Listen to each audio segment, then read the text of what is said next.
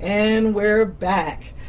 Back with Emma Knows Money, Emma Foulkes, and Erica Ramsey. And we are talking about the very exciting topic of auto insurance. Oh my gosh. Oh, yeah. I don't even know. Wow, this is... Ready? Yeah.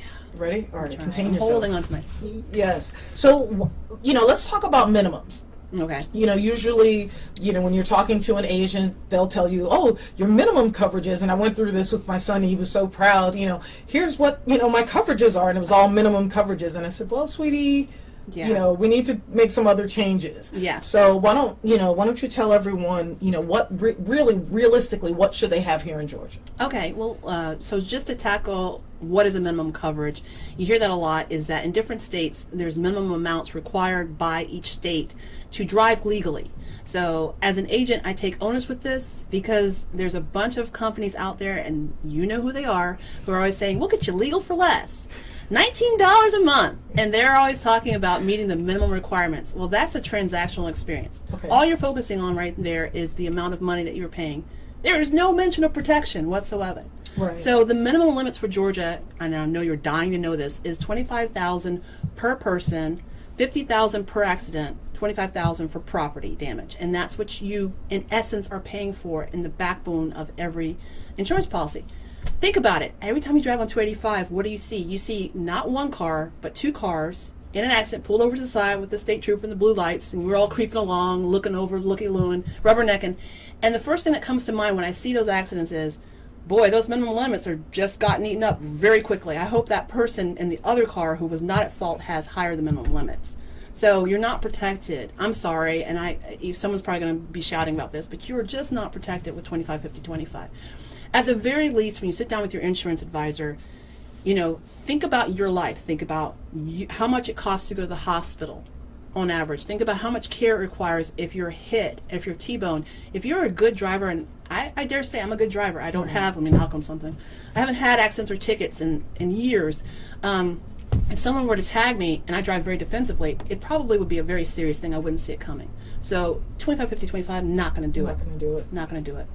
Wow. So what, let's talk a little bit, and this was something that I, had to really buckle down on, is gap insurance. You buy a car. Yeah.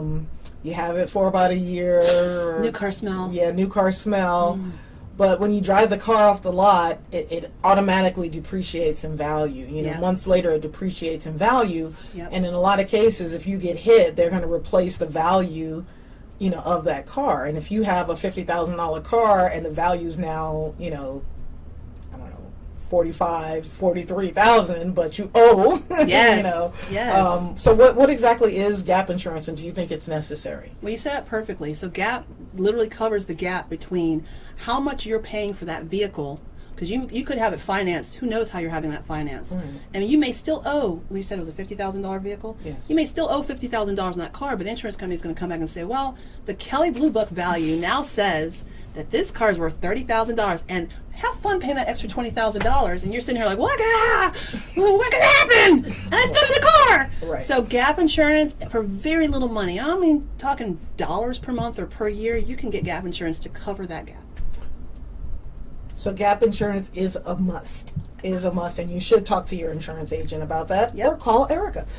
So, the last segment we talked about rates being high in Georgia because people keep texting and driving, and I will curse you if I'm driving and I see you talking on your phone head is like and you this. almost hit me, or you're leaning, yeah, that just drives me crazy. But our rates are higher, but did the insurance companies just get together and decide that we're just going to charge people more? Like, are they allowed to do that? Like, how does that work? Well, I'm not going to get too detailed into it, but we as Georgians are actually pretty fortunate. The Department of Insurance, and I've heard this from the insurance companies themselves, they petition the Department of Insurance when they want to take rate, or what they call taking rate, which is basically they want to increase rates. They want to increase the premiums.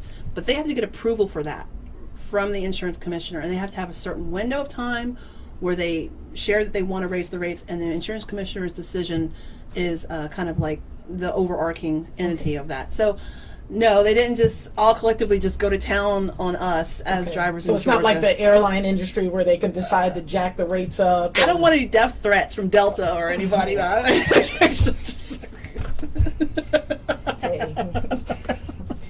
to stop talking about you. Get me in the club, Sky Club.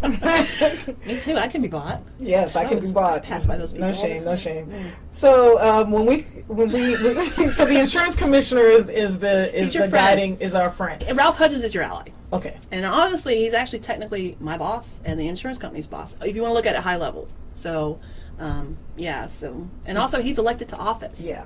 Yes. So you should pay attention to who he is and what he does. I'm not saying. I'm just saying people are elected to that position. Yes, definitely. So when we come back, we're going to talk about homeowners insurance and all the fun that's there, and what happens when you have trampolines and pit bulls and swimming pools and Diving boards. with diving boards and And running a daycare. yeah, all that good stuff. So, we'll be back right after this.